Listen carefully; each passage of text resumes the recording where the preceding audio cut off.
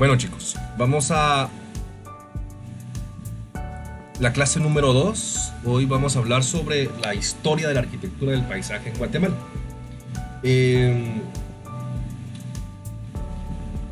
La arquitectura del paisaje es un elemento que tiene que ver dentro del desarrollo ambiental. ¿Por qué? Porque recuérdense que no solo es la parte estética, sino también la parte de confort. Recuérdense que ambientalmente las plantas tienen una función específica. Es increíble, pero pueden regular a través de la sombra la temperatura, incluso llegar hasta el 30-40% bajar la temperatura en espacios donde la temperatura normal podría ser muy alta. Según la presentación y la investigación que aquí les presento, ya los antiguos pobladores de estas regiones, como en ciudades como metrópolis como Tikal o incluso El Mirador, pues florecieron en lugares donde el desarrollo era muy interesante. Ahora, yo les voy a aclarar algo dentro de esto. Ambientalmente, estas ciudades tenían un consumo alto de madera. O sea, no vayan a pensar, como se dice tradicionalmente, que estas vivían dentro de la selva. No. Existen análisis y estudios que han demostrado a través de satélites que durante mucho tiempo, porque para poderlo demostrar tenemos que saber cuál es el sistema constructivo de estas pirámides. Se utilizan piedra caliza. Y la piedra caliza se obtiene a través del material que existe en esa región, que es piedra caliza, y se utiliza cal. Esa cal, para poderla llegar a conformarse, necesitan grandes temperaturas, hornos a grandes temperaturas. Los mayas tenían hornos a grandes temperaturas. Incluso se han descubierto hornos cerca de Tikal que se cree que estaban prendidos durante años, nunca dejaban de estar apagados. Imagínense. Entonces, para poder construir estas edificaciones, el consumo de madera fue muy alto. De hecho, una de las hipótesis del declive de la civilización maya fue ambiental, ¿verdad? Ahora, la parte del paisaje pues es un poco diferente. Yo realmente difiero un poco en cuanto a la parte de diseño ambiental de la parte prehispánica, pero lo que sí es cierto es que ellos sí cuidaban, digamos, tenían aguadas las ciudades para poder diseñar espacios para poder absorber el agua, y las llevaban hacia lugares donde posteriormente, en épocas de sequía o en épocas de estiaje, no es de verano, es estiaje, ese es el término que ustedes tienen que utilizar técnicamente, eran utilizables. Ahora, desde el punto de vista paisajístico, obviamente las ciudades eran ricamente diseñadas. Obviamente había que entender la cosmogonía maya, la ubicación de los templos cumplían una función, pero sí eran ricamente desarrolladas.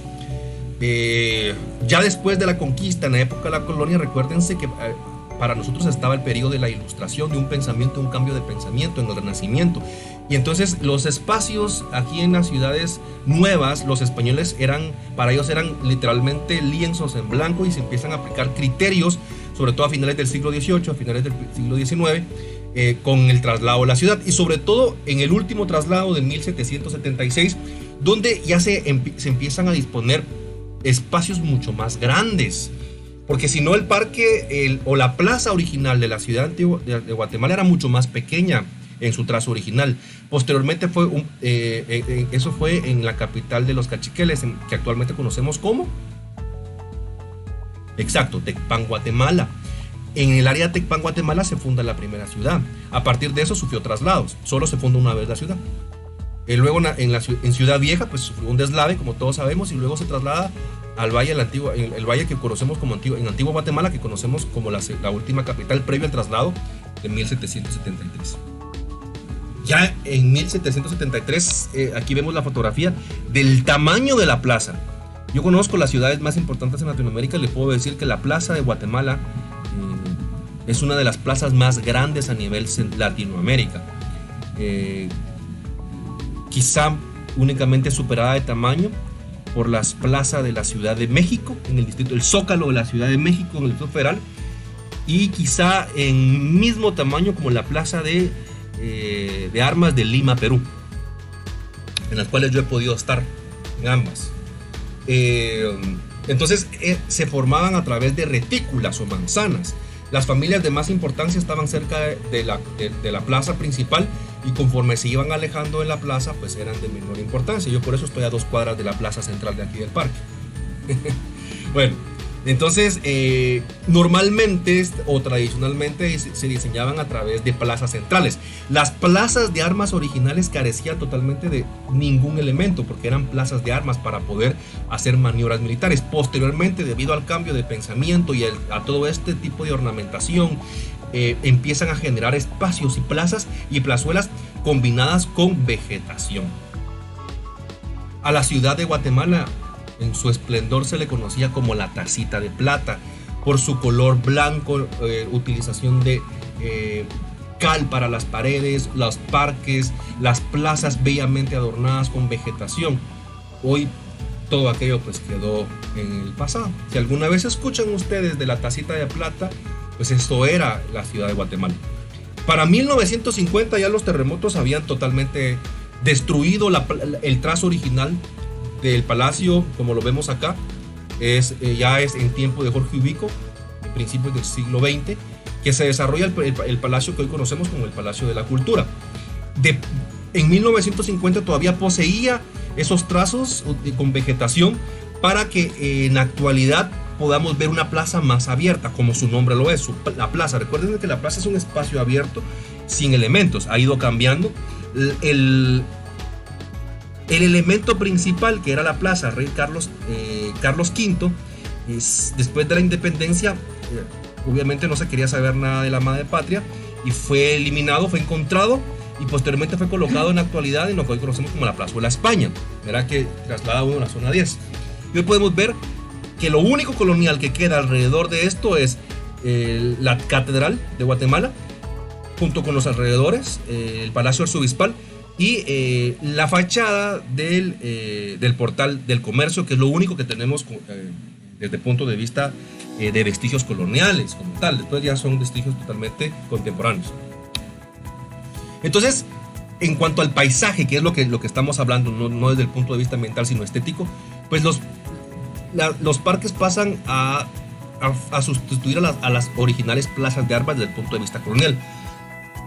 Porque las plazas de armas son grandes espacios abiertos. Y luego los parques pues ya se dedican al esparcimiento de los habitantes. Los espacios abiertos de uso público surgen específicamente por el uso de la actividad, primero comercial y religiosa. Los días de mercado es algo que se origina en nuestra bella Latinoamérica. Para los españoles sí era común los mercados, pero no como lo tenían nuestros antepasados, nuestros pobladores originales. Ellos tenían un día de mercado designado donde llegaban, donde la plaza principal se llenaba de comerciantes y había intercambio de este tipo de productos. ¿Qué pasó? Eso se siguió utilizando e incluso el diseño original de la Plaza de Guatemala tenía en un sector unos espacios destinados para el intercambio comercial, para la plaza, para los días de plaza. En la actualidad, muchos de nuestros pueblos, sobre todo en el altiplano del país, respetan los días de plaza de mercado.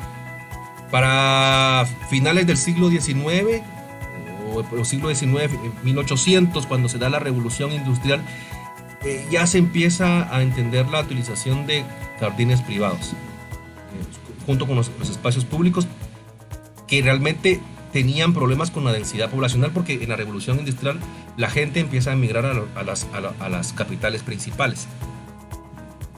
En Guatemala esto fue netamente de uso público, normalmente con diseños simétricos, rectilíneos, sobre todo influenciados por una perspectiva, un punto focal concéntrico, por eso se da la simetría. Algunos espacios en la ciudad capital que podemos encontrar son el Parque San Sebastián. Esta plazuela data de aproximadamente 1814.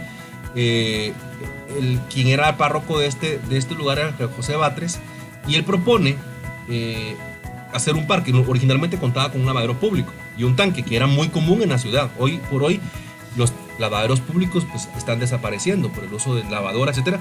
Incluso se pueden convertir en algún momento como parte del patrimonio de cómo realmente, porque los lavaderos públicos eran muy importantes, eran un lugar de unión para las personas. Y también habían abebraderos para la gente podía llegar a beber. Hasta que se demolió y ahí se colocó el Colegio de San Sebastián. Tenemos también algunos nombres de los que se conoce ese lugar, como Campo de los Remedios, Plaza San Francisco, Parque Concordia. Hoy se conoce como, en la actualidad, no, lo habías después pasó a ser el Parque Enrique Gómez Carrillo. 1966, que es el que creo que conocemos ahorita. Ese es el Parque Enrique Gómez Carrillo que vemos aquí en la fotografía derecha. En el año 1866 como se conocía como el Parque de la Concordia. Vean el hermoso elemento central que tenía. Si esta es una foto original, vean este kiosco de estilo art deco con elementos puramente de metal. Este tipo de kioscos todavía lo podemos encontrar en Quetzaltenango, creo que en San Marcos. No están muy bien conservados, pero todavía lo podemos encontrar. Hoy también tenemos la Plaza Barrios. Esta fue desarrollada en 1817.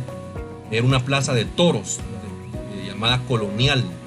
Esto funcionó hasta 1902, hasta los terremotos de 1917 y 1918 se destruyó por completo. Vean cómo está esto. Aquí estaba la central donde llegaban todos los trenes. Esta plaza que ustedes están viendo aquí en esta parte es lo que vemos actualmente, donde actualmente se encuentra la Plaza del Ferrocarril. Alrededor de esto es un espacio que recuperó la municipalidad muy recientemente. Actualmente se le conoce como la Plaza Barrios desde 1935. Para el periodo de la Revolución de 44-54 empiezan a haber mejoras funcionales en el espacio público, sobre todo en la parte educativa y la parte deportiva, porque aquí se crea las escuelas tipo de federación que todos conocemos a nivel de Guatemala. Se desarrolla la ciudad de los deportes y uno de los mayores logros urbanísticos de la ciudad hacia los años 50 fue la construcción del centro cívico, un lugar sin precedentes, algo que desde entonces jamás ningún gobierno ha logrado o vuelto a realizar. Luego tenemos otro espacio interesante desde el punto de vista arquitectónico y cultural, que es el Teatro Miguel Ángel Asturias. Este tiene una labor interesante. Yo tuve la oportunidad, que es pan descanse, el maestro Efraín Recinos, de estar en varias de sus conferencias, lo conocí personalmente, y esto se cree que inició en 1971. Originalmente el teatro lo tenía a cargo otro grupo de profesionales, pero por todos los cambios políticos que constantemente afectaban a la región, pues llegó a manos después de haber iniciado los trabajos originales del maestro Efraín Recinos, contado por él mismo, hasta que se fue inaugurado en 1978. Los espacios que cuenta el teatro son espectaculares. Incluso la acústica del Teatro Miguel Ángel Asturias fue diseñada por el mismo ingeniero que diseñó la acústica del Teatro de Sydney en Australia. Originalmente lo que había aquí era un fuerte que cuidaba la ciudad por su punto estratégico, que estaba en la parte superior. Ahí estaba el castillo de San José y el fuerte de San José, hasta que el castillo de San José fue derribado en la época de revolución en octubre de 1944. Entonces se nombró este lugar gracias al Premio Nobel de Literatura Miguel Ángel Asturias, originalmente quien desarrolló este proyecto falleció, según cuenta la historia, en un accidente automovilístico, hasta que por 5 años estuvo detenido por problemas políticos y de otro tipo de índole. Según el propio Efraín Recinos, lo que trataba de demostrar era una forma en donde los volcanes y el cielo se unían. Él contaba de forma interesante y cómica cómo el volcán echaba humo algunas veces y él le pedía y hablaba. Realmente Efraín Recinos en sus últimas épocas era una exquisitez poder hablar con el maestro. Era un viejito con un carisma que realmente hacía levantar a mucha gente cuando hablaba. Cuando hacía sus presentaciones no podía utilizar ningún tipo de estructura moderna o de computadora, porque no las usaba. Él utilizaba sus formatos A1 de toda la vida. Ustedes se pueden imaginar, ustedes en un teatro exponiendo al maestro Efraín Recinos a 60 metros, 50, 30 metros, poder ver los planos en formatos A1. Literalmente era imposible. Sin embargo, la forma en que él desarrollaba esplendorosamente, la graficaba, no había necesidad de poderlo ver. Era espectacular poderlo escuchar. En Guatemala, pues existieron a lo largo del siglo XX distintos, disculpen ustedes, ejemplos arquitectónicos. El modernismo, que data de los años 30. Podemos tener ejemplos como la Facultad de Medicina, el Palacio de Comunicaciones y el Palacio Nacional.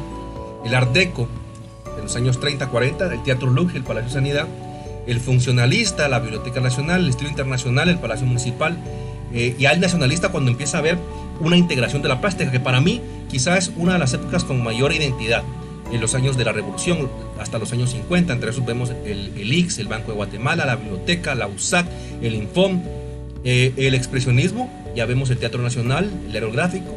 El posmodernismo, ya vemos la Cúpula. Y el posmodernismo internacional o high-techs, ya vemos el campus central de la Landívar, de Francisco Marroquín, el Banco SCI o Tikal Futura. Vemos aquí algunas imágenes. Esto es el Parque de Centroamérica. Aquí todavía estaba el antiguo kiosco. Hoy por hoy, después Jorge Ubico lo desarrolló. Es un parque muy bonito, a mí particularmente me encanta. El de Mazatenango, verán cómo era en 1875. Hoy tenemos este kiosco que a mí personalmente me parece una aberración arquitectónica. Con todo respeto a los mazatecos, me parece que carece por completo de una estructura y un elemento que realmente podría hacer mejorar el entorno. A mí personalmente el parque, muchos de los parques de Guatemala me parecen aberraciones arquitectónicas. Ahí están los futuros arquitectos como ustedes, en donde ustedes pueden hacer propuestas que realmente desde el punto de vista paisajístico puedan mejorar el entorno. El Parque Navidad, actualmente es donde está el Instituto Guatemalteco de Seguro Social, ya no está. El Templo Minerva en Nacimiento en Cañas ya no está, solo está en Quetzaltenango.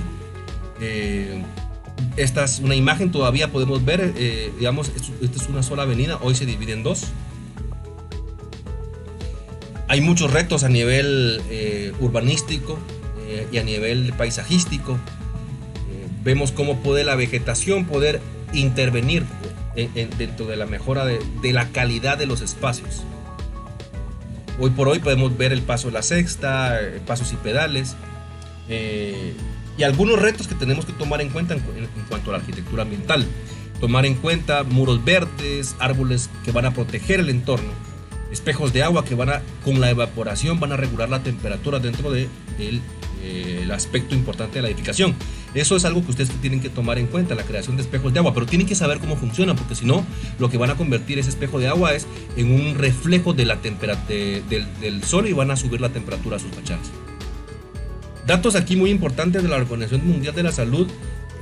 ¿Quiénes respiran mejor aire a nivel mundial? Obviamente los países que más contaminan son los que menos, son los que tienen problemas en cuanto a la respiración.